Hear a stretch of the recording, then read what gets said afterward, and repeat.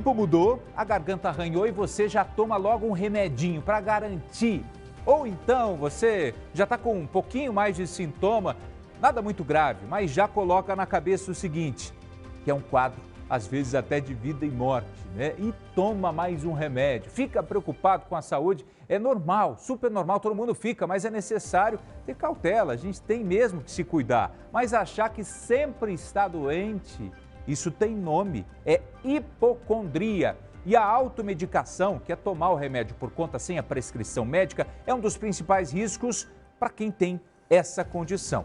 Veja a reportagem. Um remédio aqui, outro ali, a pesquisa sobre doenças e a análise dos sintomas também fazem parte do dia a dia da Bruna. Exames e consultas, tudo certo, mas é muito comum ela buscar uma segunda opinião. Qualquer coisinha que me incomoda, já vou no médico, já faço o exame. Às vezes não concordo com o que o profissional disse ali, já vou procurar outro profissional para ter a certeza, refaço alguns exames quando é preciso. Só que daí a gente acaba sofrendo, né? Porque como eu tenho ansiedade, às vezes aqui ele fala uma coisa, mas a ansiedade fica flor até ter a certeza. Então, a melhora de um lado e às vezes acaba tendo o outro lado ali, um pouco mais de apreensão, mas no final sempre dá certo. A preocupação excessiva com a saúde também adoece. É o chamado transtorno de ansiedade por doença, conhecido como hipocondria. Estima-se que, por ano, o problema afeta cerca de 150 mil pessoas no Brasil. E aí vem aquela busca constante por medicamentos. Quem sofre com esta condição acredita que pode ter uma doença grave, mesmo sem nenhum sintoma.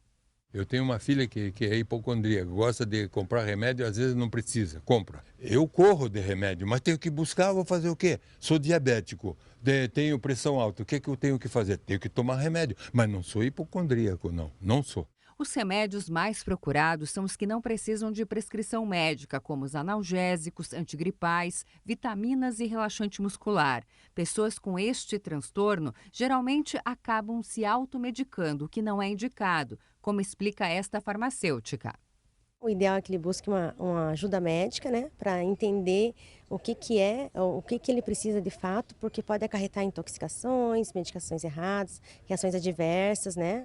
Essa condição tem a ver com saúde mental. Entre os sintomas da hipocondria estão preocupação excessiva com a saúde, pensamento obsessivo de doença grave, ansiedade prolongada e medo relacionado a qualquer manifestação na saúde.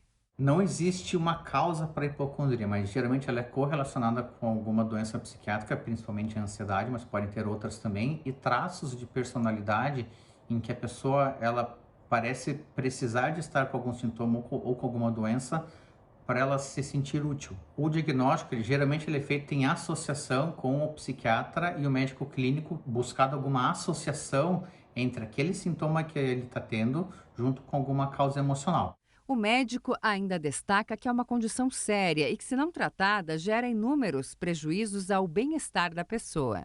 Os riscos da hipocondria são principalmente procedimentos médicos desnecessários. Existem vários artigos que falam de exames mais invasivos, cirurgias inclusive, e apesar de ter uma busca excessiva por serviço médico, pode ter uma mortalidade aumentada, inclusive com redução da expectativa de vida. Primeiro ponto que eu acho que prejudica é a questão de quem sofre com ansiedade, né? Porque daí isso acaba despertando mais a ansiedade, né? E a questão, assim, de correria, tempo às vezes nem precisa e a gente tá lá, né, buscando outras opiniões, outros profissionais e deixando às vezes o trabalho às vezes de lado, ou então alguma outra coisa que você tinha que fazer, você acaba deixando de lado para correr em médico. A prática de exercícios físicos e mudanças no comportamento também são recomendados. É cuidar da saúde com hábitos saudáveis e os exames de rotina em dia. 2 vezes por ano, pelo menos.